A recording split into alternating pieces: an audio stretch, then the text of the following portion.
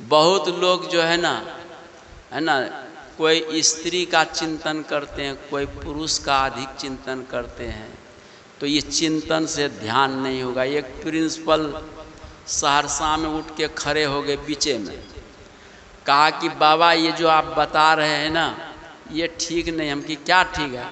मैं देखता हूँ कि सुबह मेरी पत्नी उठती है, मेरा कपड़ा धोती है, भोजन बनाती है, आंगन घर झाड़ू पोछारू लगाती है, मेरा भोजन बना के मुझे खिलाती है, थाली धोती है, सैया बिछावन लगाती है, सुबह से लेकर शाम तक मेरी सेवा में रहती है। तो मैं पत्नी का ध्यान करूं तो क्या आपत्ति है?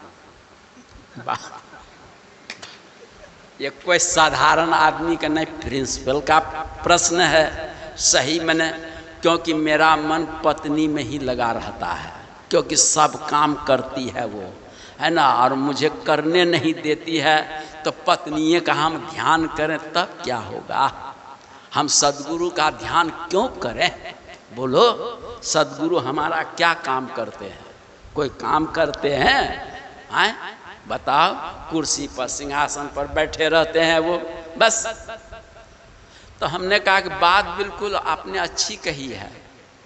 पत्नी का आप ध्यान करेंगे तो पत्नी का ध्यान करते करते आपका मन विषयी हो जाएगा, और विषयी जब मन हो जाएगा तो वो विषयी से फिर आप मोक्ष नहीं पाकर आप फिर पुनर्जन्म संसार को प्राप्त कर लेंगे। इसलिए पत्नी विकारी है। पत्नी क्या है? विकारणी है।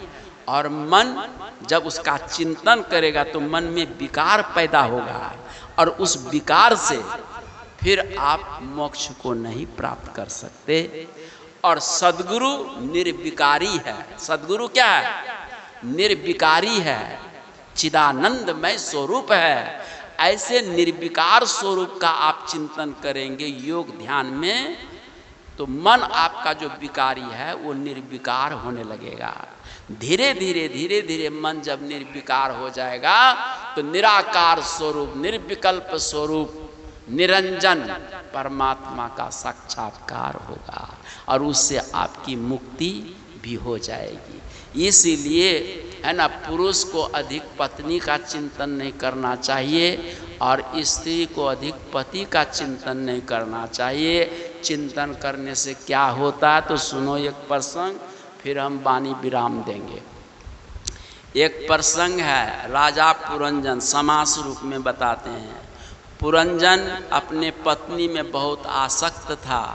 आसक्ति के कारण पत्नी एक दिन पलंग छोड़ के नीचे में लेटी थी, आया कहीं से और उनके चरण पकड़कर है ना विनती करने लगा कि मैं तुमको बता के नहीं गया, तुम नाराज हो गई हो, मुझे माफ़ कर दो, मुझे क्षमा कर दो, आंदा मैं ऐसा नहीं करूँगा, तुम्हारे चरण पर गिरता हूँ, मुझे क्षमा कर दो।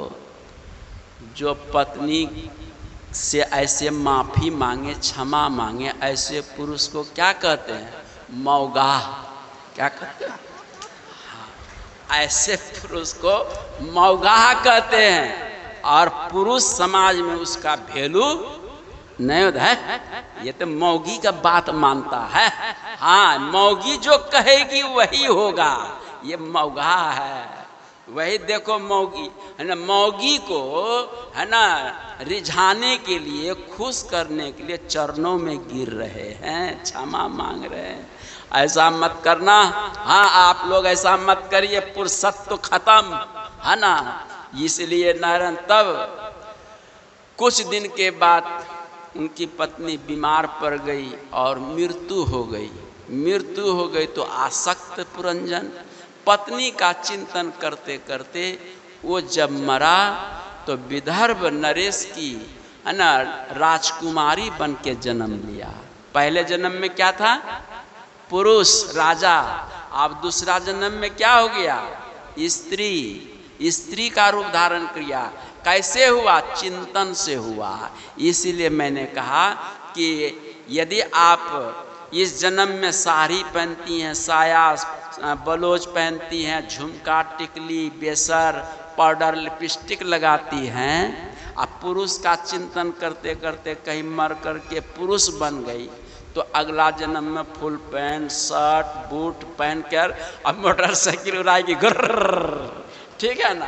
तो ऐसा जीवन से क्या फायदा। और पुरुष इस जन्म में जो है शर्ट घड़ी चश्मा लगा के चलते हैं, स्त्री का चिंतन करते करते कहीं मरकर पुरंजन के तरह स्त्री बन गया, तब अगला जन्म में साड़ी पहनेंगे, है ना, साया बलोच झुमका टिकली पहनेंगे, अब बच्चा भी खिलाएंगे, लहा लहा लहा। देख लो, इसलिए चिंतन का मतलब है न स्त्री का चिंतन न पति का चिंतन, चिंतन सदगुरु का होना चाहिए। किनका होना चाहिए?